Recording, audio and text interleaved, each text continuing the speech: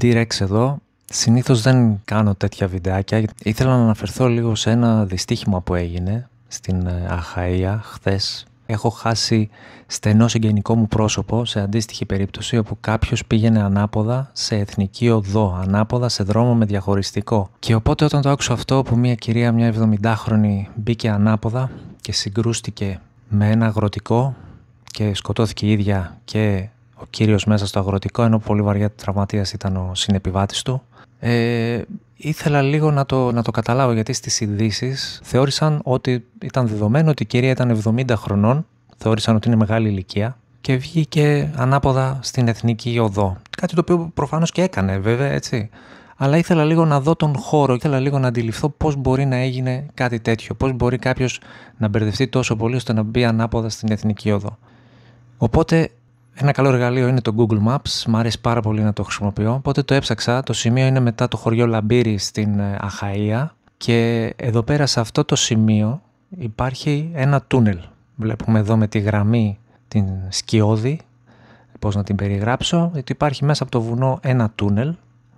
Οπότε σε αυτό εδώ πέρα το σημείο, άμα μπούμε με το Google Street View, εδώ πέρα η γυναίκα πήγαινε προς Πάτρα και οπότε φτάνει σε αυτό το σημείο. Και εδώ πέρα υπάρχει μια διχάλα, ένας διαχωρισμός του δρόμου και στα δεξιά υπάρχει δρόμος για υποχρεωτική παράκαμψη επικίνδυνων φορτίων, δηλαδή μόνο για φορτηγά τα οποία κουβαλάνε κάποιο επικίνδυνο φορτίο. Τώρα, γιατί το τούνελ δεν έχει προδιαγραφές για φορτηγά με επικίνδυνα φορτία, ας πούμε το τούνελ των Ντεμπών που έχω περάσει πολλές φορές, δεν το θυμάμαι να έχει κάποια αντίστοιχη πινακίδα, μπορεί να κάνω και λάθος. Τέλος πάντων, τα φορτηγά που έχουν επικίνδυνο φορτίο και το γνωρίζουν, θα πρέπει κανονικά να βγουν από εδώ. Από εδώ βγήκε και αυτή η γυναίκα, αντί να πάει δηλαδή στο τούνελ που πάνε κανονικά τα αυτοκίνητα, και συνέχισε σε αυτόν τον δρόμο, δεν ξέρω για πόσο. Εδώ πέρα τώρα έχει πινακίδες και πιο πριν, άμα πάμε, μία,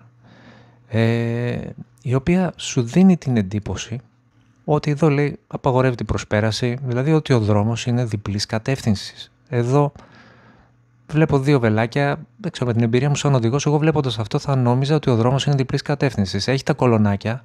Τώρα με μια επιφύλαξη η Google πέρασε το Φεβρουάριο του 2025. Δεν ξέρω αν έχουν βγει αυτά τα κολονάκια από τότε και είναι ξεκάθαρα μονής κατεύθυνση ο δρόμος. Και οπότε δεν ξέρω για πόσο διάστημα συνέχισε η γυναίκα εδώ πέρα. Σε κάποια φάση θεώρησε ότι όπ, εδώ δεν είναι εθνική οδός, πάω στραβά, ή το κατάλαβα μέσα με την πινακίδα, δεν ξέρω, και έκανε αναστροφή. Πράγμα προφανώς παράνομο, τελείως. Έπρεπε να ξέρει ότι συνεχίζω μέχρι εκεί που θα μπορώ να βγω από κάπου. Δεν έπρεπε να κάνει αναστροφή. Παρ' όλα αυτά έκανε αναστροφή και οπότε άρχισε να πηγαίνει προς τα πίσω. Και εδώ υπάρχουν πινακίδες. Αυτή η πινακίδα είναι για αυτόν που έρχεται ανάποδα, από αυτή την κατεύθυνση. Βλέποντάς το αυτό, δηλαδή, μπορεί να νομίσεις, εντάξει, καλά πάω. Αφού έχει πινακίδες για εμένα, εδώ πέρα πάλι έχει αυτήν εδώ την πινακίδα. Δεν ξέρω, ξεχασμένη είναι, αφού δεν είναι διπλής κατεύθυνσης ο δρόμος. Και οπότε αυτή συνέχισε, ενώ κανονικά εδώ πέρα θα έπρεπε να υπάρχουν τεράστιες πινακίδες, απαγορεύεται, μπαίνετε σε δρόμο αντίθετα, δηλαδή να φαίνεται ξεκάθαρα. Έχει αυτές τις πινακίδες που σε μπερδεύουν και νομίζεις ότι πας καλά. Και οπότε η γυναίκα έφτασε σε αυτό το σημείο, βγήκε στην εθνική οδό και πήγαινε ανάποδα, δεν κατάλαβε ούτε τα φώτα που της κάνανε, ούτε τίποτα και έγινε το δυστύχημα.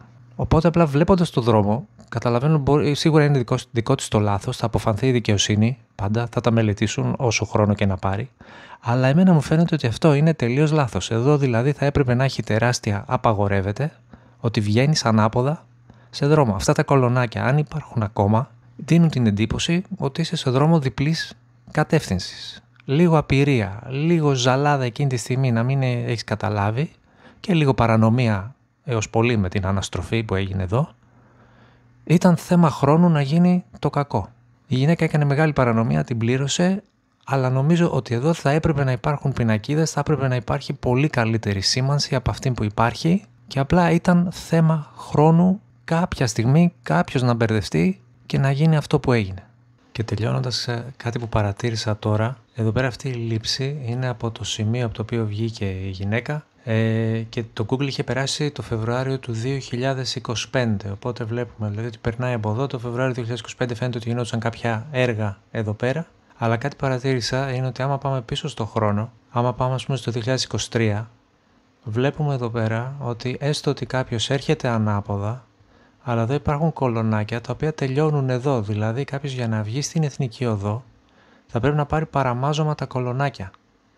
Οπότε καταλαβαίνει ότι γιατί υπάρχουν κολονάκια εδώ, κάτι έστω του δίνει μια ένδειξη ότι πάω λάθος, γιατί μου κλείνουν του δρόμου τα κολονάκια. Και βλέπουμε ότι υπήρχαν αυτά τα κολονάκια Ιούλιο του 23, Μάρτιο του 23, Σεπτέμβριο, ακόμα και Σεπτέμβριο του 22.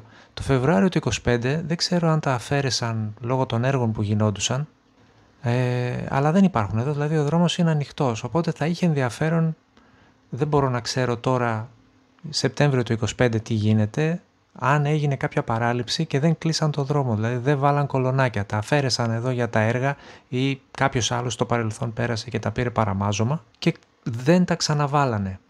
Υπάρχει αυτό το ενδεχόμενο. Δεν μπορώ να ξέρω, πρέπει να ξέρουμε αυτή τη στιγμή ποια είναι η κατάσταση του δρόμου, οπότε οι εμπειρογνώμονες και όλη η διαδικασία που είναι να γίνει θα τα βρει αυτά. Απλά το παρατήρησα αυτό ότι έχει ενδιαφέρον, ότι το Φεβρουάριο του 25 δεν υπήρχαν αυτά τα κολονάκια να κλείνουν το δρόμο για κάποιον που βγαίνει από εκεί για να τα χτυπήσει, ενώ το 23 και το 22 ο δρόμος έκλεινε εδώ με τα κολονάκια.